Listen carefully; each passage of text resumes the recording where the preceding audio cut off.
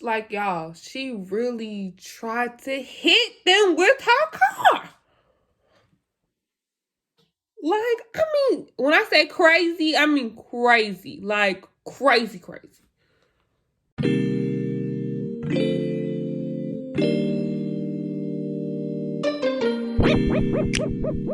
All right, what's up, y'all? If you haven't yet, go ahead and click part 1 first of this story time, because this is part 2. So don't watch part 2 first. Watch part 1. Then come back. So I stopped off where she started buying gifts. So during this time of the gift period, I kind of like backed and distanced myself away because I just started to hate being around people the most. And I just was like in this dark space. Little did I know that I was pregnant. Okay, I was pregnant then, and pregnant me just couldn't take it anymore. I would go over her house and cry on her balcony, and my mom would be like, I'm sending you money for a lift so you can go back to your room where you belong, and don't you go back over there no more. So I listened to my mama, and I mean, my mama is the closest thing to Jesus, okay?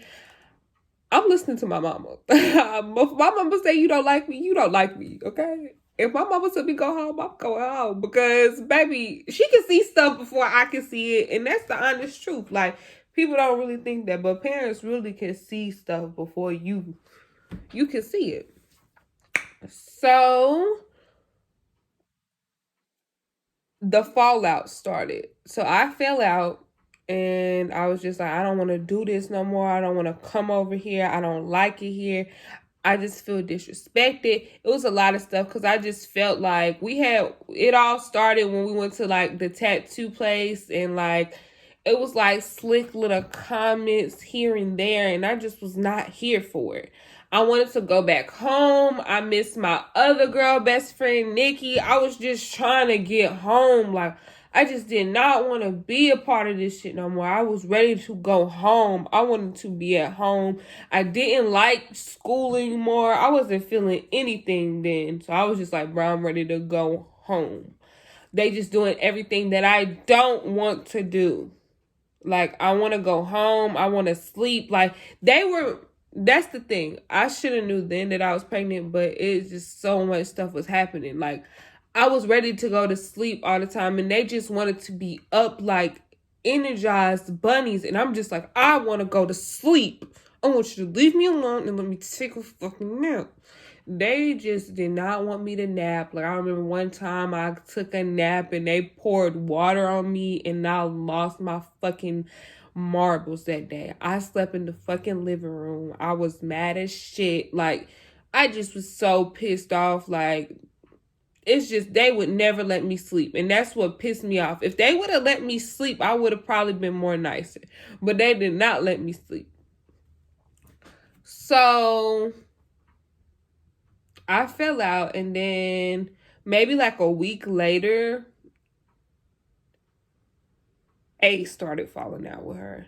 Now, A started falling out because her boyfriend really wanted her to go back to her room on campus because he felt like it was just like she just spent all her time over there. Like, it was time consuming. Like, we just didn't have time for ourselves anymore.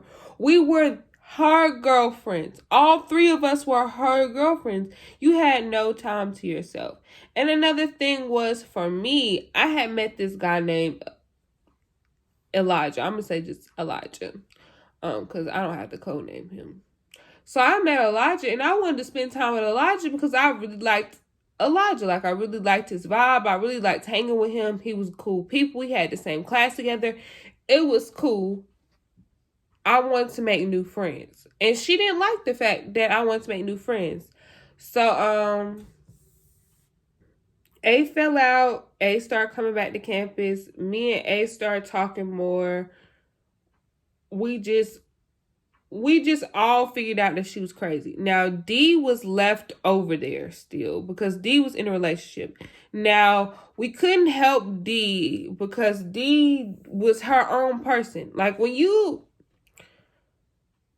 tried. We was just like, D, we can call like 911 because I just felt like she was over there hostage. Like, she would never come back. She would never come to campus. Her stuff was always here. Like, if she came to campus, she was grabbing more stuff. The girl was with her 24/7. She didn't even have no space to breathe, nothing to do. Like, it was crazy. Like, I was telling D, like, look, just stay here, bro. Like, just spend the night here. Like, don't go nowhere. Just chill. Just stay here. Have a time for yourself. And when we kind of like push D like to stay, it pissed T off. So, like I said, W that stayed across the hallway that we all fell out with, W and us became like friends again. We all started talking. We became acquainted. We started like, doing stuff together because we just knew that we had to put like our BS to the side. It was petty. It was just some shit that was just, we shouldn't even be talking about this shit. Let's just keep it going. Let's move forward. It's no point. So, W was like, I was outside with her friend Tarzan. Tarzan is a code name because it's a real government name we never knew. So he was outside with her, and when they were outside together, I just remember she telling us like she saw T. She saw her coming because it's like two ways. So if you go to Shaw, it's a parking lot behind the calf, and then it's a parking lot near Dimple and Fleming Key. So the parking lot behind the calf is like a small parking lot. You park there to go to class, and you dip. You don't really park there for night stays or nothing like that. You don't do that. That's not that type of parking lot. So she was like, I knew it was her car because I heard the music. But when she turned in, her intent was to hit W. She sped up and tried to hit W. And when W was walking away, she backed back like she was going to hit her again. That's assault with a vehicle. You can go to jail for that. Just to let you know, if any of y'all crazy folks is watching this, you can go to jail for that, so don't try it. Because if you get turned in, you can go to jail for that. We learned a lot about the law during this time because it was a lot of stuff that we didn't know that you could charge people with. So not only that, I had another friend, and her name was, I'm gonna call her Nika. And we had another friend, dang, her name started with an A too. Nika and Yana. Nika and Yana was real close to me and A and all of us because we came in together, and they was from first semester. We all knew each other. We was cool with each other. We would go to each other's room to vibe and stuff, whatever. So when Nika came with us to campus police because she had tried to hit Nika and Yana. She tried to hit them on their car because she didn't like them. And it was just because of some petty stuff. So this is the crazy thing. Nika and Yana used to be just like me and A. They used to do the exact same thing that we used to do with T. Like spend a night, she was buying her stuff, doing this and that. She basically replaced Nika and Yana with me and A. It was just wild. And then when we stopped being friends with her, she replaced it with this girl named O and another girl. And she just was like replacing people. It was just crazy. Like, it was crazy. It was like a whole, like, she plotted to get new people for like new positions. It was like once you lose the job, a new one comes in. Once you lose the job, a new one comes in. Like she was just doing a lot. Now, it took us a while to get D to understand, like, this is not healthy. This is toxic. She was just so toxic and so mind consuming that D even got her name tatted on her back. I was like, bro, like, you're bugging. And she paid for it. You're bugging. Y'all has not been together for no year. You only been together for like 2-3 months. That's not what you do, bro. You're bugging. Stop it. Stop yourself before you wreck yourself. Like, it took us months to get out of this cycle. So this was part 2. And this is just to let you guys know that y'all thought nigga stalkers were worse? These bitches is crazy. They're crazy. They're outrageous. They're crazy. They play a whole different type of mind games, love. If you aren't mentally prepared, like, for any type of friendship, you shouldn't be in it.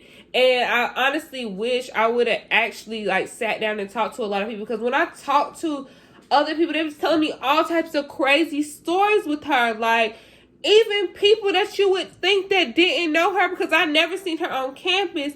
It was crazy how these people knew so much about her.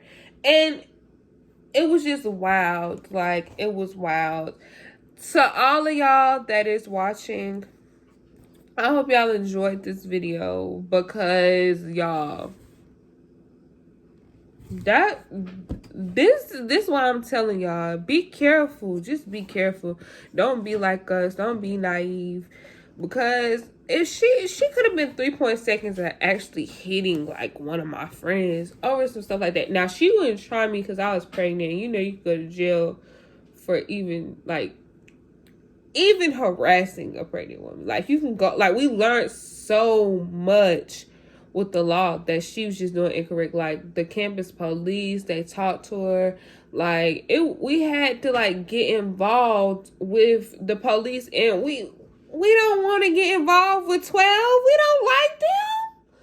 So, we just felt so unsafe. We did. Like, we felt so unsafe there. We no longer speak to her. I don't even know where she at. I don't even see her on social media because, again, we blocked her from everything. We had to block, like, she would call from private numbers. We had to block her from everything. We got private numbers all night long with phone calls, crazy stuff, like, y'all.